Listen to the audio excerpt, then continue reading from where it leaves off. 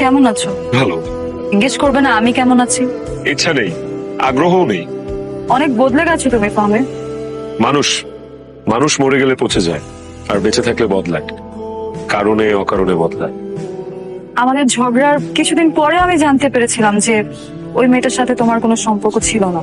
এরপর তারপর আপনি আমাকে অনেক খুঁজেছেন, কিন্তু পাননি। ফাহমি, 2 দিনের জন্য I am really sorry.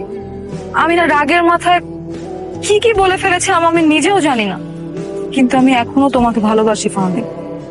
Nice jokes, jokes তো ভালো ছিল। একদিন পর বুক ফেটে হাসি আসতেছে। আমি জোকস করতেছি না, আমি সিরিয়াসলি বলতেছি। লজ্জা লাগে না? লজ্জা শরম নাই আপনার? একটু তো হায়া লজ্জা শরম এগুলো থাকা উচিত একটা মানুষের। ভালোবাসা মানে কি?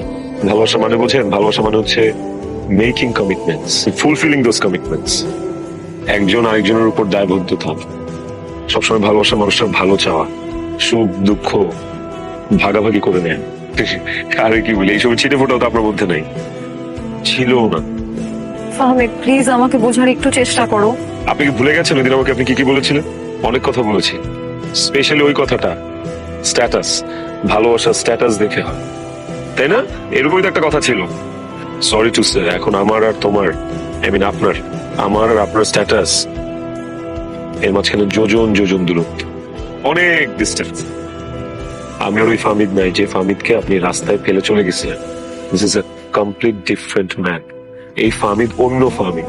তার প্রতি আমার কোনো রাগ ক্ষোভ গ্রাজেস কিচ্ছু নেই, মাফ করে দিচ্ছি।